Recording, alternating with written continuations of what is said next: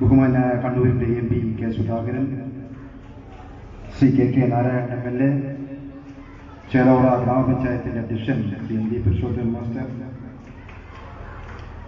ഭാരതീയ ജനതാ പാർട്ടിയുടെ ജില്ലാ secretary UT Jayanthan, ഇവിടെ സംസാരിച്ച് ഇവിടുന്ന് പുറപ്പെട്ട ബഹുമാനായ മുസ്ലിം ലീഗിൻ്റെ സംസ്ഥാന vice president VK Abdul Khader Maulavi, ഈ ജുമാ മസ്ജിദിൻ്റെ കമ്മിറ്റി ഭാരവാഹികളെ, സ്നേഹം നിറഞ്ഞ സഹോദരി സഹോദരന്മാരെ, പ്രിയപ്പെട്ട നാട്ടുകാർ,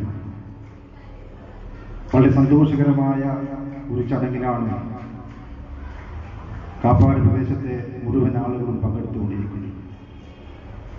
ആ പുനർനിർമ്മിച്ച ജുമാ മസ്ജിദിന്റെ ഉദ്ഘാടന കർമ്മം അശരണർക്കും ആലംബഹീനർക്കും മത്താണിയായി മുസ്ലിം സമുദായത്തിന്റെ സാഹോദര്യം ഊട്ടിയുറപ്പിച്ച കുടപ്പന തറവാടിന്റെ പൊന്നോമന പുത്രൻ പാണക്കാട് സയ്യദ് മുഹമ്മദ് ശിഹാബ് തങ്ങൾ ഉദ്ഘാടന കർമ്മം നിർവഹിച്ചു കഴിഞ്ഞു. വളരെയേറെ സന്തോഷകരമാണ്.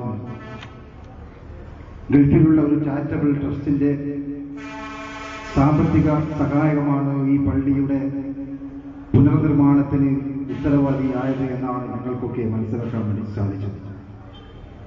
നമുക്കറിയാം, പ്രിയപ്പെട്ട ജനാബ് ഹാജി കെ മുഹമ്മദ് മാസ്റ്റർ ഈ പള്ളി കമ്മിറ്റിയുടെ സെക്രട്ടറിയായ കാലഘട്ടങ്ങളിലൊക്കെ തന്നെ അദ്ദേഹത്തിന് തണലുമായി അദ്ദേഹത്തിന് ഇടത്തും വലത്തുമായി പ്രവർത്തിച്ച 95 മുതൽ ഏകദേശം ഇന്നും പ്രവർത്തിച്ചുകൊണ്ടിരിക്കുന്ന 2 പ്രബലമായ ചെറുപ്പക്കാരുടെ കൂട്ടായ്മ ഉണ്ടായിരുന്നു. ആ ഒരു കൂട്ടായ്മ കാപ്പാട് ഫുൾ ടീമായിരുന്നു. അത് നേതൃത്വം കൊടുത്തത് PV സലീറായിരുന്നു. രണ്ടാമത് അന്നുണ്ടായ കൂട്ടായ്മ സംസം ടീമായിരുന്നു. അതിന് നേതൃത്വം കൊടുത്തത് AP മുഹമ്മദ് ആയിരുന്നു. ആ ഫുൾ ടീം കാപ്പാടിന്റെയും സംസം ടീമിന്റെയും ചെറുപ്പക്കാരുടെ കരുത്തായിരുന്നു അന്ന് പള്ളി കമ്മിറ്റിയുടെ സെക്രട്ടറിയായ മുഹമ്മദ് മാസ്റ്ററുടെ കരുത്തും. ആ മുഹമ്മദ് മാസ്റ്റർ സ്ഥാനം ഒഴിഞ്ഞപ്പോൾ പിന്നീടുണ്ടായ ശ്രീ റഫീഖിന്റെ കരുത്തും ഇന്ന് യൂസഫാജി ഉൾപ്പെടെയുള്ള സഹപ്രവർത്തകന്മാരുടെ കരുത്തും.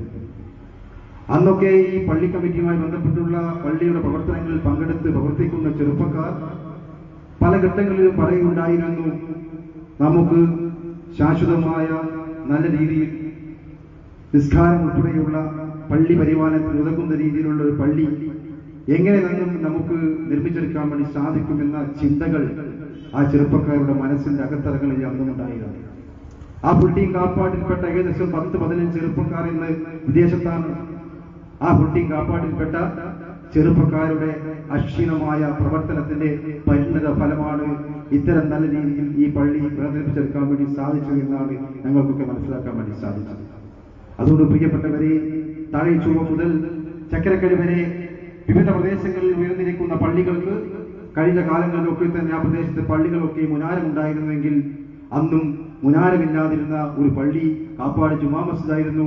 അതിന് ഇന്ന് ആർക്കബിംബത്തെ പോലെ തേജസ്സോടെ ജ്വലിച്ചു നിൽക്കുവാൻ കൊപ്പയും അതോടൊപ്പം തന്നെ തേജസ്സോടെ ജ്വലിച്ചു നിൽക്കുന്ന മുനാരവും ഉണ്ടാക്കിയെടുക്കുവാൻ വേണ്ടി അന്ന് പാഴ്വാക്കായി നമ്മൾ സഹപ്രവർത്തകന്മാർ പറഞ്ഞ വാക്കുകൾ ഇന്ന് പൊൻവാക്കായി മാറ്റുകയും അന്ന് പറഞ്ഞ വാക്കുകൾ ദൈവം കേട്ടു, അത് പൊൻവാക്കായി ദൈവം അംഗീകരിച്ചു എന്നതില്ല ഏറ്റവും തെളിവാണ്.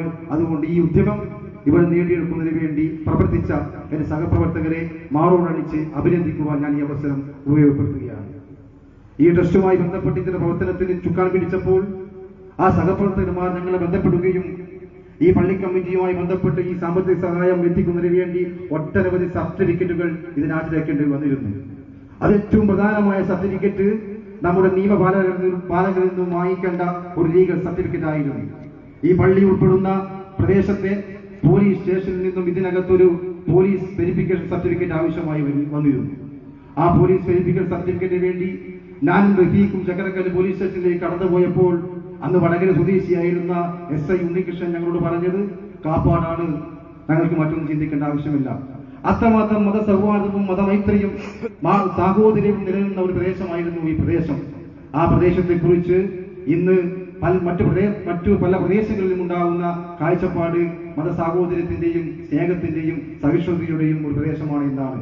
അത് തന്നെയാണ് ഈ ഉദ്ഘാടന ചടങ്ങ് പോലും ബഹുമാനപ്പെട്ട KK നാരായണൻ MLA ഇവിടെ സൂചിപ്പിച്ചതുപോലെ തന്നെ ഇത്തരം രീതിയിലുള്ള ഒരു സാംസ്കാരിക സമ്മേളനവും ഇത്തരം രീതിയിലുള്ള ഒരു ചടങ്ങ് സംഘടിപ്പിച്ച സംഘാടകരെ നന്ദി രേഖപ്പെടുത്തിക്കൊണ്ടാണ് ബഹുമാനപ്പെട്ട MLA ഇവിടെ പ്രസംഗം ആരംഭിച്ചത്. ആ പ്രത്യേകതയാണ് ഈ നോട്ടീസിനകത്തും ഈ ഉദ്ഘാടന സമ്മേളനത്തിലും ഉണ്ടായ പങ്കാളിത്തം എന്ന് ഞങ്ങൾ മനസ്സിലാക്കേണ്ടതുണ്ട്. ഇസ്ലാം പഠിപ്പിക്കുന്നത് മാനവികതയാണ്, സ്നേഹമാണ്. ആ ഇസ്ലാം പഠിപ്പിക്കുന്ന മാനവികവും സ്നേഹവും കൈമുതലാക്കുവാൻ എല്ലാ മതവിശ്വാസികളും തയ്യാറാകണമെന്നാണ് ഞങ്ങൾക്ക് അഭ്യർത്ഥിക്കാനുള്ളത്. ഞങ്ങൾക്കറിയാം ദേശസ്നേഹം, മാതൃസ്നേഹം, അതോടൊപ്പം തന്നെ ജനാധിപത്യ മതേതര സ്നേഹം. ദേശസ്നേഹത്തെ കുറിച്ച് പറയുകയാണെങ്കിൽ ഞങ്ങൾ ആരും തന്നെ മറന്നുപോയിട്ടില്ല. ഇന്ത്യൻ അതിർത്തിയിൽ വെച്ച് മുഹമ്മദ് വയാസ് എന്ന് പറഞ്ഞ ചെറുപ്പക്കാരൻ ഭീകരാക്രമണവുമായി ബന്ധപ്പെട്ട് ഇന്ത്യൻ പട്ടാളത്തിന്റെ വെടിയുണ്ടകൾക്ക് മുന്നിൽ പിഴഞ്ഞു വീണ് മരിച്ചപ്പോൾ ആ ഫയാസിന്റെ ഉമ്മ പറഞ്ഞ വാക്കുകൾ ഞങ്ങൾ ആരും മറന്നുപോയിട്ടില്ല.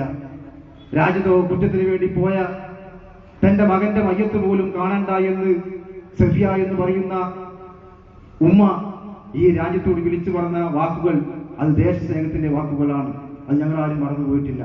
അത്തരം രീതിയിലുള്ള ജനാധിപത്യ മതേതരത്വ മൂല്യമുള്ള ഇന്ത്യയിൽ മത സഹോദര്യം നിലനിർത്തുവാൻ ആവശ്യമായ പ്രവർത്തനങ്ങൾക്ക് ഇത്തരം രീതിയിലുള്ള പ്രവർത്തനങ്ങൾ നമുക്ക് ശാഖീയമായി മുന്നോട്ട് കൊണ്ടുപോകാൻ വേണ്ടി സാധിക്കണം. ഇന്ത്യയുടെ മഹത്വം മതേതരത്വമാണ്. വ്യത്യസ്ത ഭാഷകളാണ്, വ്യത്യസ്ത മതങ്ങളാണ്, വ്യത്യസ്ത ജനവിഭാഗങ്ങളാണ്. ഇവരൊക്കെ തന്നെ നല്ല രീതിയിൽ ഒത്തൊരുമിച്ച് മുന്നോട്ട് കൊണ്ടുപോയി പ്രവർത്തിക്കുമ്പോൾ ആ പ്രവർത്തനത്തിന് ഒരു കോട്ടവും തട്ടാത്ത രീതിയിൽ മുന്നോട്ട് കൊണ്ടുപോകാൻ നമുക്ക് സാധിക്കേണ്ടതായിട്ടുണ്ട്. ഈ ഉദ്ഘാടന സമ്മേളനത്തിൽ എന്നെ ക്ഷണിക്കുകയും രണ്ടു വാക്ക് നിങ്ങളോട് സംസാരിക്കുവാൻ വേണ്ടി അവസരം തന്ന ഇതിന്റെ സംഘാടക സമിതിയോടും കമ്മിറ്റി ഭാരവാഹികളോടും ഹൃദയത്തിൽ തട്ടി നന്ദി രേഖപ്പെടുത്തുന്നു. ഇതിന്റെ പ്രവർത്തനത്തിന് വേണ്ടി ചുക്കാൻ പിടിച്ച എന്റെ പ്രിയപ്പെട്ട സഹോദരന്മാർക്ക് എല്ലാവിധ ഭാവി അനുഗ്രഹങ്ങളും ജഗദീശ്വരൻ ചൊരിയട്ടെ എന്ന് മാത്രം സൂചിപ്പിച്ചുകൊണ്ട് ഞാൻ വാക്കുകൾ നിർത്തുന്നു. ചെയ്യുവാൻ